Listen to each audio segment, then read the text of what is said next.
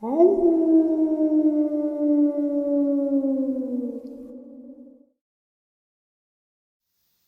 greetings and salutations, everyone. I hope everyone is still doing well, and welcome to this night-ending bonus upload. Before we jump into it, a couple links. As many of you know, I rely on Patreon, PayPal, channel membership, and the merch to help the channel to continue to grow and go. Links to Patreon, PayPal, and channel membership is in the description below. Merch displayed directly under the video.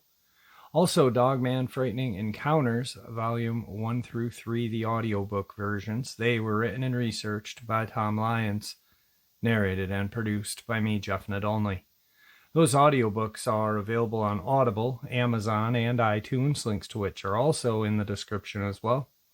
And finally, last but definitely not least, if you'd really like to help support the channel to continue to grow and go, simply subscribe. It doesn't cost a cent. Click the like button, takes half a second. If you don't want to miss out on any of the informative uploads I put out daily, click that bell icon, and folks, please leave a comment. Why? Well, because all these things really do help the channel to continue to grow and go. And yes, folks, they definitely do matter. Now, everyone, I have taken far too much of your time. Let's jump in to this night-ending bonus upload, shall we? Tonight's first encounter. At the time of these happenings, I was living near Driggs, Idaho, which is very near the border of Wyoming. A neighbor of mine had a couple of golden labs that he kept chained in the yard to two separate dog houses when the weather was nice. And other than that, they were in his house, including every night. I don't want you to get the impression that they were left outside 24/7. Both of the dogs were extremely friendly, and they even had a cat which stayed with them in the yard most of the time. One day the phone rings, and Dee says to me, "You gotta come over here. You're not gonna believe what I just found in the yard." I happened to be off that day, which Dee knew when he called, and I was at his house in 15 minutes. As he led me into the yard, both dogs were lying together, with Chauncey, who was the male, being furthest away from the house, as his chain would allow him to be. Usually they'd be jumping all over me, barking, but this day their behavior was quite abnormal. We pet them and they stayed put. As Dee brought me over to the house, he pointed to the ground. Lying before us in the dirt was a severed human hand. This hand was not neatly cut. It appeared somewhat shredded, as though it had been forcibly pulled from its former owner's arm.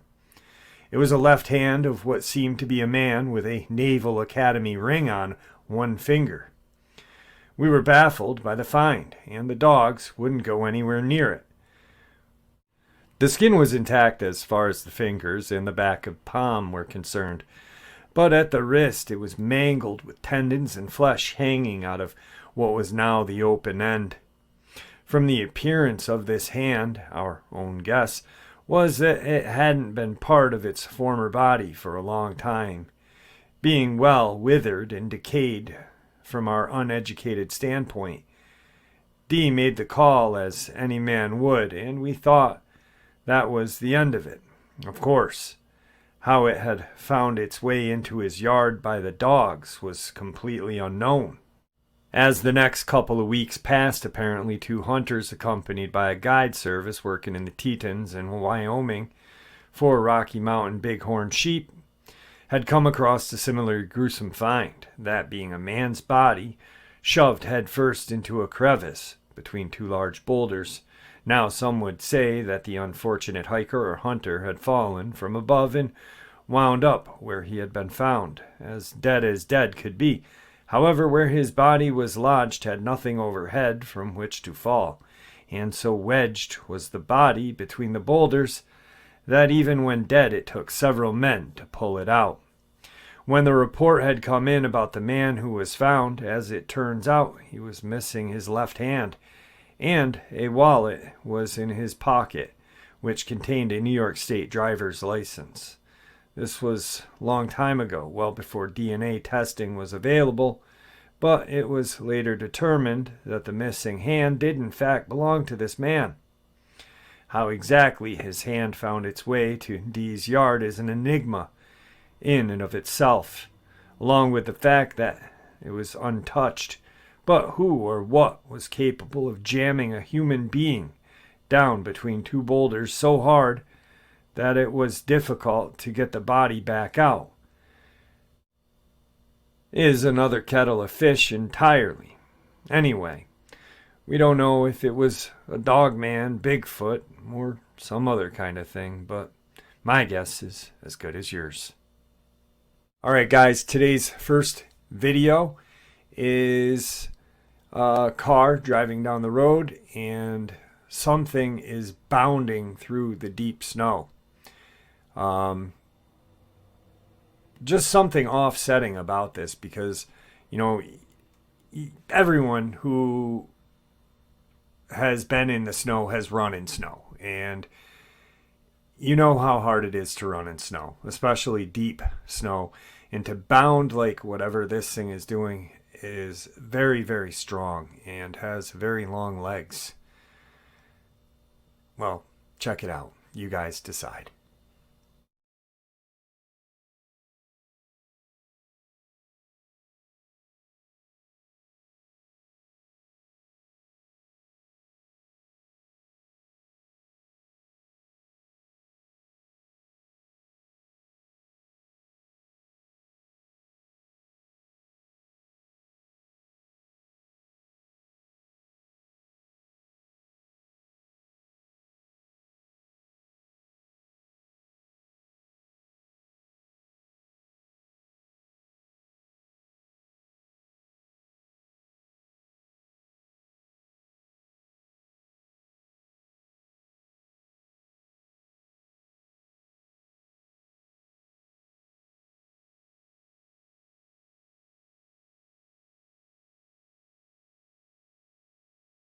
Definitely a chilling video. Like I said, if you've ever bound through snow like that, you know for a fact that you definitely have to have some strength to just push through it. You can see the snow kind of flying off its legs.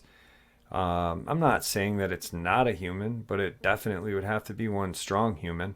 And of course, I expect people to say, oh, that's just a human being. Well, you know, it could be. I'm not saying it's not. I'm saying it's up to you guys to decide. To me, it looks awful strong. So, must be a strong human, if it is. Anyway, today's second encounter. It was in the mid-October of 1986 when I had gone and visited my cousin Rick, who at the time was living outside of Elkhorn, Wisconsin, the city being named supposedly by a man who had found a pair of elkhorns in a tree. At any rate, I had a little time off of work and had gone to visit him for a couple of days. I think it was on a Friday night when the two of us were indulging in a couple of brewskis that the conversation took a turn with Rick starting to talk about a so-called monster of Bray Road, if I'm correct. And it really doesn't matter as far as what happened goes. The area in which he lived and where his supposed monster dwelled was named Walworth County. He went on and on about a variety of different people who claimed to have seen basically the same thing, which was a tall wolf-like monster that walked on two legs. Some of the claims were that of seeing it in the cornfields, and others having seen it near farms or crossing roads in the area over a number of years. It was then that I had breached the subject of Bigfoot, saying that maybe what these people were seeing in fact was a Bigfoot. But Rick was empathetic in that he stood his ground, stating that this was most certainly not a Bigfoot, but rather a tall, lanky, wolf-like creature with a long canine snout, pointed upright ears. Well, the night ended, and 2 days later, the visit had ended as well, and I was back home in Illinois. It was 2 years later, in the fall of 1988, when I once again had gone back to Wisconsin for a visit on my fall vacay. Rick had arranged for us to do a little bird shooting in a cornfield that was owned by an acquaintance of his in the area. I should mention to you that an enormous portion of this area of the state is predominantly used for dairy farming and corn production.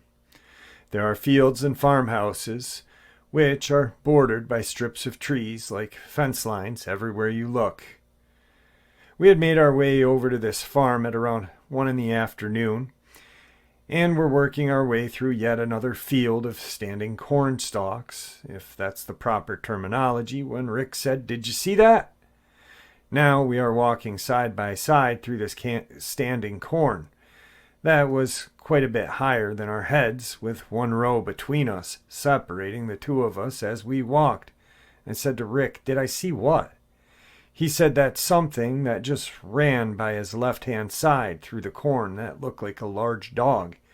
At this point, we're in the middle of this large field of standing corn, far from either side of the field, and Rick was saying that there was a large dog running around in here that we couldn't see. My immediate thought was that I hoped it wasn't vicious, because it could easily have come after us from almost any angle to bite us, and there would be little, if anything, we could do about it.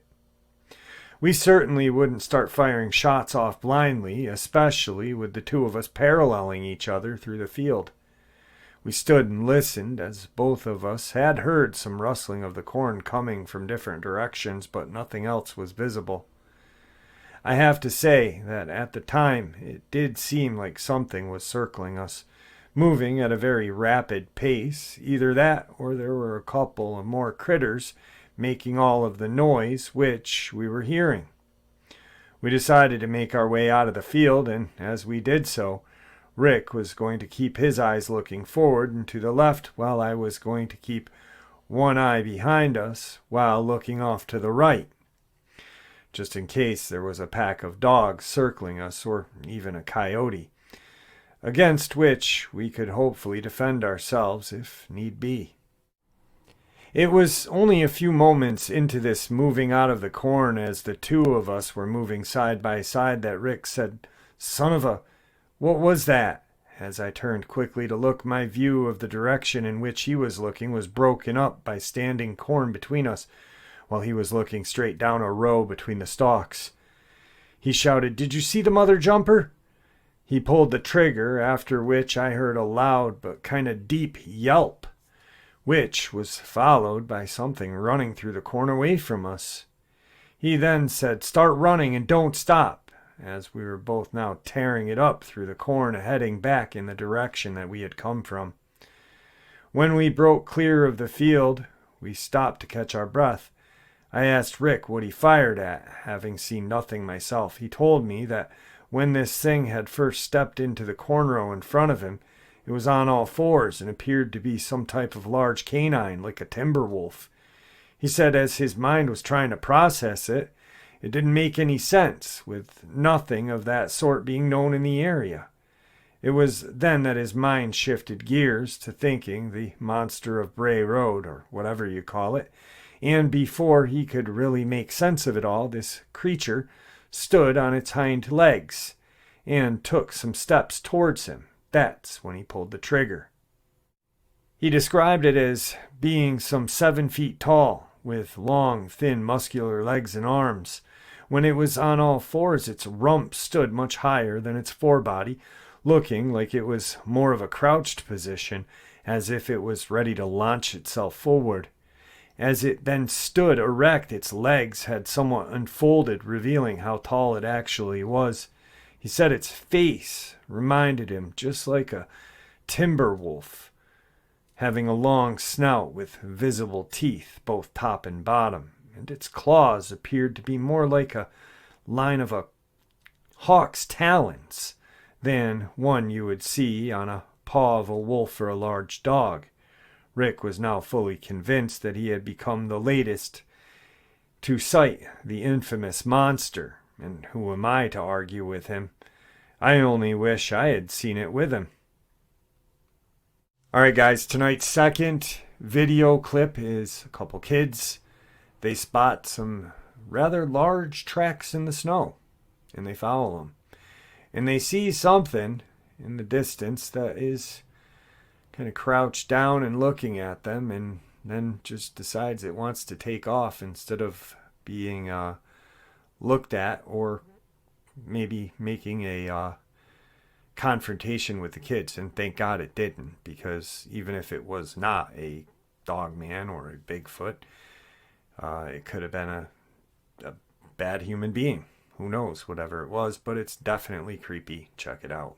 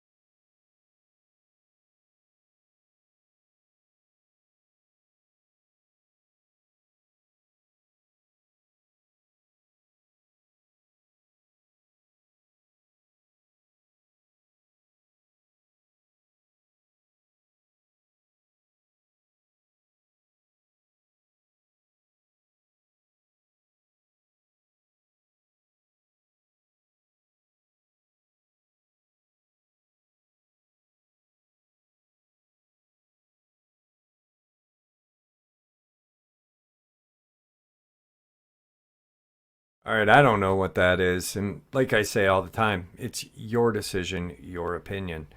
Um, to me, it's freaky. I don't like it one way or another. But I guess because they're kids and I'm a dad, just freaks me out even more. Now, tonight's final experience. This all transpired on an Adirondack trail. I thought I'd preface this by saying you can have all the education in the world at your disposal, and a sudden lapse in common sense can cost you your life.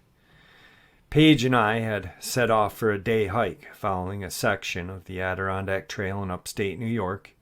We were both wearing light jackets for the day, knowing that the temperatures were to be in the 50s, and it would be walking very briskly. That was lapse number one. Secondly, neither of us were carrying a compass, with both of us assuming that the trail we took in would be easy enough to follow back out, which, as it turns out, would be lapse number two. Thirdly, we had brought a reasonable amount of water for the day, as well as a limited amount of food, and the two of us planning to have a hearty meal together come dinner time. That was lapse number three. Between the two of us, we had combined 9 years of education. Despite our education, on this hike we were incapable of making, between us, one solid decision in regards to safety and our own well-being. As a warning to all of those out there who care to heed a warning, even though we began our day by following the purported to be a major hiking trail in the region, only hours into that day's hike, we had already made several bad decisions as to which trail was the real trail while we were hiking. At around 1 in the morning, a strong wind had kicked up, and within about 40 minutes' time, what was a sunny sky started with a puffy white cloud had turned dense and gray, completely obscuring the sun. Soon after, we had lost our bearings entirely. We were lost. For the next 7 hours, for all I know, we were hiking in circles. The realization came upon us that the temperature had dropped about 10 degrees, and with the wind now howling, we were going to have to spend the night alone in the forest, or so we thought.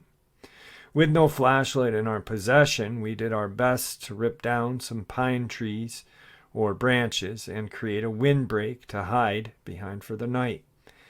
At 9 p.m., it was jet black in the trees, and I was never so afraid in my life. With the night's activities just about to begin, we had about a half a gallon of water left between us, a small package of cheese and crackers, and a health bar for some sort. At around 11 p.m., a scream rang out in the woods, which sounded like a cross between a witch and a woman being murdered. It was the most bone-chilling, blood-curdling thing either of us had ever heard in our lives, and it sounded relatively close.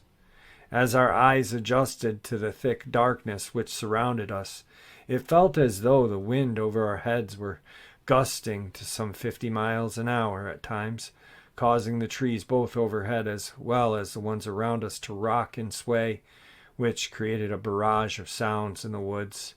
There were creaks, cracks occurring everywhere and anywhere, as the two of us were hunkered against the tree trying to stay warm. It was around 11:45 when I heard a very loud roar. It sounded like it was close to us. Paige screamed in fear as we both tried to focus our eyes in the direction of the noise, which was by no means a tree noise. Rather, it was a deep, guttural sounding, like that of a caveman. Paige said to me, "Oh my God, there's something moving in the woods over there," and I immediately saw what she had. There was a massive silhouette of a figure, darker than that of the woods it was standing in. It was only perhaps 50 feet or less from where we were sitting. Paige and I looked at each other in the eyes in the dark, and when we looked back, whatever it was gone. A short while later, we began to hear what sounded like gibberish coming out of the woods. It started very quietly, sounding like two unintelligible people having a conversation, and then it escalated. There were two or more voices. One seemed to be shouting as the other or others were replying back, quieter, soothing tones. Whatever was being communicated was not English, albeit did sound like a language, not animal speak. It's about 12:30, and some stars are visible in the sky as the dense cloud cover seemed to break up. A short while later, the glow of a moon became visible in what we knew was the east. We waited for almost an hour until we were sure of east to west and decided to start moving toward the southwest, which was how we had began our day. I know there were many of who are already saying, "What a stupid thing to do," but we were cold and frightened, and we could actually see a little enough so that we wouldn't run into a tree or walk off a cliff. So we began to move arm in arm. The two of us hiked for hours with our hands outstretched to block any unseen branches from our faces. For the first 2 hours of our hike, the gibberish persisted to our right-hand side, but never got any closer. As far as our hearing is concerned, whatever these things were, they were flanking us as we walked in the darkness. At about 4:45 a.m., the sky began to glow behind us, and the slice of moon was overhead. A sense of calm and actual joy came over us, followed by the realization that the sounds had stopped as well. We continued to walk until 7 in the morning, having consumed half of our remaining water, when we spied out a highway below our position and made our way towards it. It took us 45 minutes until we were standing on that road, not knowing what road it was or where we were, but we weren't in those woods anymore, and that's all that counted.